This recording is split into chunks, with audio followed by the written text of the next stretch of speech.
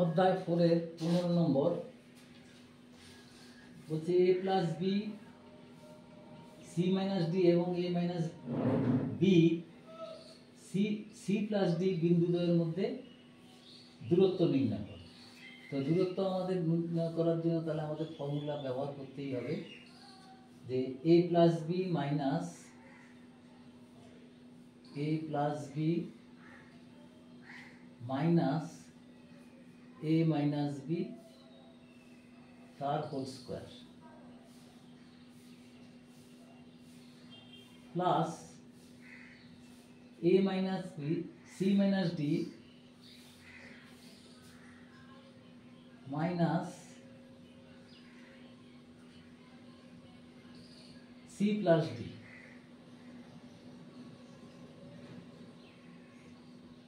তার whole square. তো এখানে দেখো a plus b minus a plus b তার হোল স্কয়ার প্লাস তার রুট থাকবে c minus d minus c minus d minus d তার হোল স্কয়ার ইকুয়াল টু হচ্ছে 2b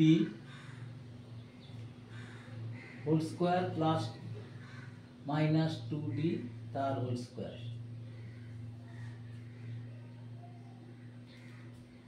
দেখো এটা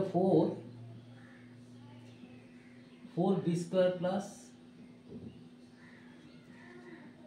4d স্কয়ার। তো এখানে যদি আমরা 4 কমন নিই p square plus d square তার রুট, তাহলে 4 এর রুট হবে 2 root over b square plus d square. এটাই দূরত্ব হয়ে গেল। তাহলে এই দূরত্বটা অপশনে আছে b, তাহলে আমাদের এখানে উত্তরে b লিখতে হবে।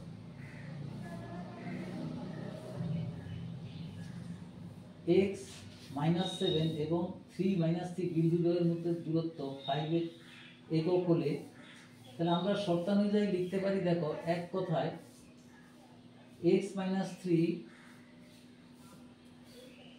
হোল স্কয়ার দূরত্ব নির্ণয় করছি plus minus 7 minus 3 whole square equal to লিখতে পারি আমরা একবারে স্কয়ার করে দিয়ে শর্তানুযায়ী 5 স্কয়ার और x square minus 6x plus 9 whole square भांगले प्लस 7 प्लस 6 माइनस 1 एर होल स्क्वायर ना माइनस 1 तो ना 7 प्लस 3 তাহলে 4 माइनस 4 एर होल स्क्वायर इक्वल टू होच्छे 25 और एक्स स्क्वायर माइनस 6x এটা হচ্ছে 16 প্লাস 9 25 ইকুয়াল টু হচ্ছে 25 মাইনাস 25 और x into x minus 6 equal to 0। তাহলে হয় x इक्वल टू 0 নতুবা x माइनस 6 इक्वल टू যদি 0 হয় তাহলে x इक्वल टू 6। তাহলে x এর দুটো মান বেরোলো 0 অথবা 6। তো এখানে অপশনে আছে 0 অথবা 6। হ্যাঁ এতে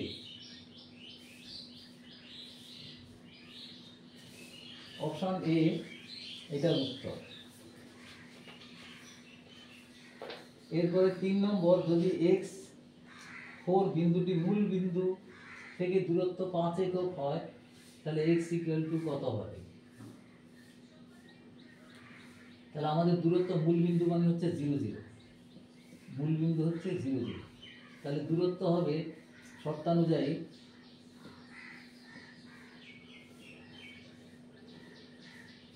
x মাইনাস 0 হোল স্কয়ার প্লাস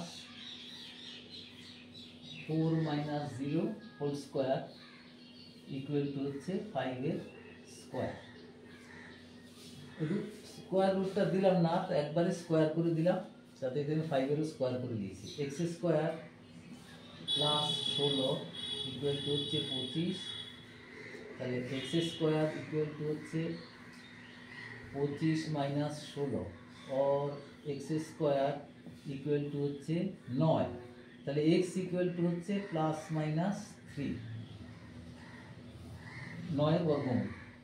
তাহলে এটার উত্তরটা হবে অপশনটা প্লাস মাইনাস 3 সি এতে।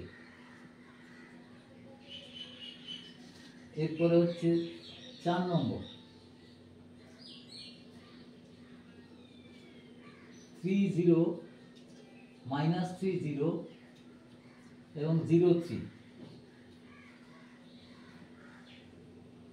এখানে যদি আমরা 30 দিই, আর এটা হচ্ছে মাইনাস 30, আর এটা হচ্ছে 03।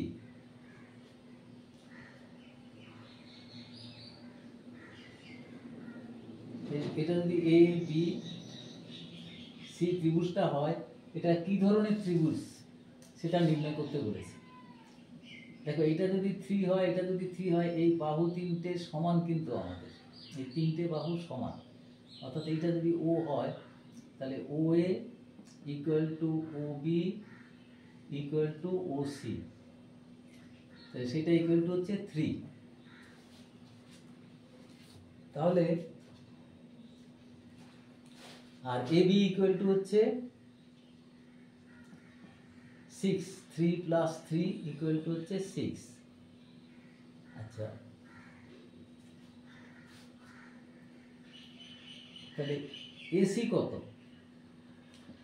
এসি ইকুয়াল টু হচ্ছে, বা এসি স্কোয়ার ইকুয়াল টু হচ্ছে O square plus OC square equal to হচ্ছে 3 square plus 3 square equal to হচ্ছে 9 প্লাস 9 ইকুয়াল টু 18। তাহলে আবার দেখো এখানে, তাহলে সমান বিসি, বিসি স্কোয়ার। তাহলে সুতরাং এসি সমান বিসি। আবার এবি স্কোয়ার ইকুয়াল টু হচ্ছে, তাহলে AC square plus BC square, BC square equal to হচ্ছে 18 প্লাস 18 সমান হচ্ছে 36। আবার এবি স্কোয়ার ইকুয়াল টু হচ্ছে 6 স্কোয়ার মানে হচ্ছে 36। তাহলে এটা এসিবি, সুতরাং এসিবি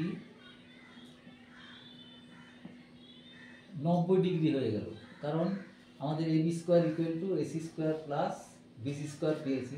সুতরাং তাহলে আমাদের ত্রিভুজটি কি ধরনের ত্রিভুজ হবে? সমকোণ হলো, আবার এইদিকে দুটো বাহু সমান, এসি সমান বিসি। তাহলে আমাদের উত্তরটা হবে সমকোণী সমদ্বিবাহু ত্রিভুজ। সুতরাং ত্রিভুজ এ বি সি সমকোণী সমদ্বিবাহু, সমদ্বিবাহু ত্রিভুজ।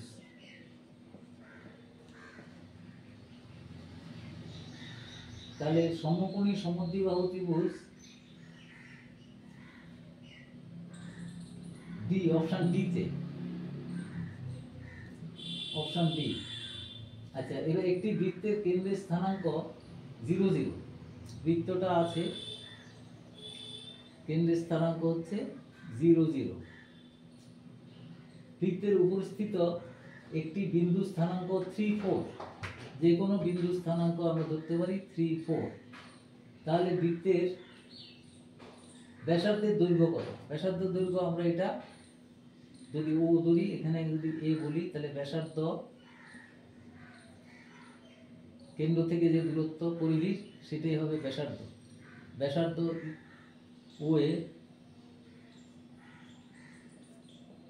ইকুয়াল টু হচ্ছে √3 minus 0 whole square plus 4 minus 0 whole square equal to হচ্ছে 9 প্লাস 16 √ সমান 25।